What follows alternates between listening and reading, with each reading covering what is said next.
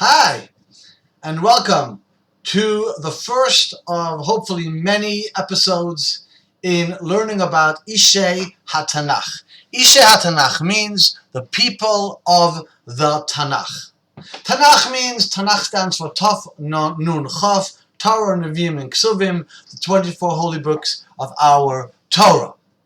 Each episode will contain a few thoughts, a few ideas, a few stories, lessons, anecdotes that we can learn from our forefathers and foremothers, patriarchs and matriarchs. Of course, for today, we will start with our very first matriarch and patriarch, Adam and Chava. Now, we know that Adam's name was chosen because Adam ki min ha'adama. We were made from the dust. It means Adam's name actually reflected who he was in the eyes of God. In other words, Adam's name was not the only one, but the first, obviously, of the name that Hashem gave to a person. We know further on in Tanakh, we will learn together, hopefully, how many times God named a human with a specific purpose in mind. For example, Hashem is going to tell Abraham, I want you to name your son Yitzchak. We'll get to that in a couple of weeks. Now, Hashem is naming Adam, and that is essential because Adam Harishon's job was, so to speak, his mission was to make this world holy. The Ramchal writes in his amazing book called The Derech Hashem, The Ways of God. The Ramchal explains very beautifully in his first couple of chapters how God has upper worlds and lower worlds. Hashem has many, many angels. They do not have free will. They are perfect. They're holy. And then Hashem has many animals, dogs, dolphins, giraffes. They don't really have free will either. We are exactly Adama. We are Adam. We are in the middle. We are not animalistic. We are above the ground. We are in charge of the world. We are supposed to make this world into a better place. That was Adam Harishon's job. Adam Harishon named his wife Chava. Chava comes from the word chaya, human beings alive. She was the mother of all beings. Now, if we look at the Torah, the Psukim carefully, we will see that when God created Adam, before Chava was separated, Eve was separated from Adam and created a separate entity, the commentators tell us that Adam and Chava, male and female, were almost like hermaphrodites. It was one being, male and female together, however you would like to understand it, figuratively or metaphorically. However, he was, or it was, so to speak, a male and female combined in one. Then Adam, the Torah tells us, Adam went around and he tried to look for a partner. Man, us human beings, we don't do well when we're lonely. We need a partner. So Hashem, Adam Harishon went around, hello Mr. Giraffe, hello Mrs. Giraffe, dolphin, rabbit, mosquito. He went to all different animals and beings and said, maybe we can hang out, we can chill, we can spend our life together, fulfilling the mission of making Adama, making this world into a holy place. But he couldn't find his soulmate. So then Hashem said, you need a partner, and as the story goes, he put Adam to sleep, he removed part of Adam's body and created Chava. The commentators ask a question as follows. Mr. and Mrs. Giraffe were created as Mr. and Mrs. Giraffe. However you want to understand evolution and science, perhaps for a different shiur, but whenever we had Mr. and Mrs. Giraffe, they were not created as a hermaphrodite giraffe and then separated. Neither was the elephant, or the rabbit, or the llama, or the flamingo. There was Mr. Flamingo and Mrs. Flamingo. Why is it, ask Chazal, that only by the human being, by the Adam, was he or it first created as a hermaphrodite being, as a one unit, and then it was separated? Why couldn't God just create Adam and Chava at the same time? Why create Adam in a way that he'll be lonely and then, oh God, I need a partner in life?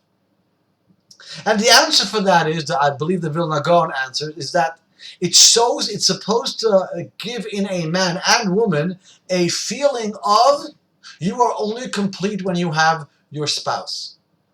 A Mr. Giraffe doesn't feel lonely. He wants to procreate. He might want to have a family. But the sense of like, I need a partner in life in order to fulfill my mission, that is a unique human condition. And that is the feeling that Hashem wanted to give all of us. The Gemara in Kiddushin wants to know, why is it that it's traditionally the man pursuing the woman? Why is it traditionally that it's the man proposing, the man giving the ring? Why is it so? Especially in halacha, we know that it's the man who needs to do the kiddushin under the chuppah. If a man wants to wear a ring later, he may. But the actual ring giving, the acquisition, so to speak, of the kiddushin is done by the man. Why is that so? And the Gemara explains that if a person loses his wallet, who looks after whom? Is it the man looking after the wallet, or is the wallet looking for its owner? Obviously, the Gemara says it's the man, or it's the person looking for his or her wallet. So too, say Chazal, is that Hashem, the man is looking for his wife because that's what's missing for him. Because they used to be one. The Vilna Gaon says that the reason why God made us one and then separated us, because when we're not together with our spouse, when we're not together with our soulmate, you're supposed to feel incomplete. You're supposed to feel incomplete. Further on, the Gemara, the Torah tells us something very, very special and very unique. When Hashem created Adam, Adama, from the ground, and then eventually he took from... So when Hashem created Adam, he was a being out of flesh and blood before he separated the Chava. One thing was missing, the neshama. So the way the Torah describes Hashem creating and giving Adam the neshama, it says, Vayipach be'apav nishmat chaim. And Hashem blew into the nostrils of Adam a living soul. Again, however you want to understand this, actually, figuratively, metaphorically, that's fine.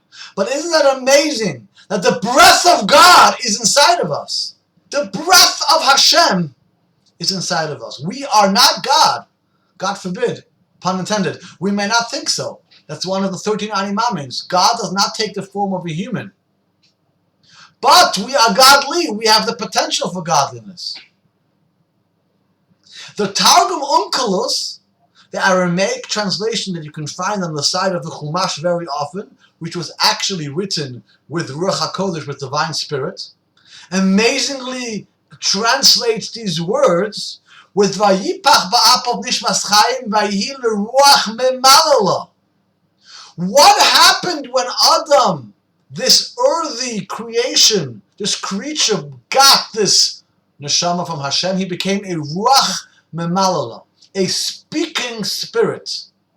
How amazing is it that the Targum translates that what makes us into a human, what makes us into this Adam, like the Ramchal explains, that this being that is going to fulfill the entire mission of creation, of bringing godliness and holiness in this world, the fact that we can speak. Ruach memalala means a talking spirit. Not that I can walk, my dog can walk. Not that I can climb a tree, the squirrel can dolphins can swim, but only you can speak.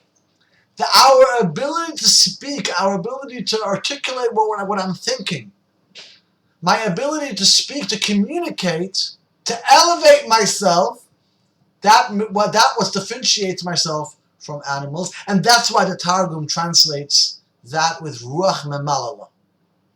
So just to summarize, what did we learn today about Adam and Chava? Chava was the mother of creation. The reason why Adam and Chava were first one was because Hashem wanted to give each and one of us the feeling that you want to be with your wife. Mr. Giraffe might look for Mrs. Giraffe, it's in their DNA, but there's no longing. You don't hear them creating love songs and poetry. They want to, birds chirp because they want to attract the closest female to have a family. But the yearning of companionship, the yearning of love and friendship and marriage, the way we understand it, that is a uniquely human condition, and that's why Hashem first created us as one and then separated us. As the Gemara says, a man looks for his lost wallet. Chava, you were part of me, and now you're not here. Let me find you. Furthermore, we learned this unbelievable Onkelos, that the Onkelos Targum explains that what is it that this neshama added to this Adamah, to this earthly creature? The fact that we can speak. We will talk more about this by part 2 of Adam. What was Adam's unique mission? But this Ruach Memalala, this speaking ability, elevated him above the animals, which of course with great power comes great responsibility. Thank you very much.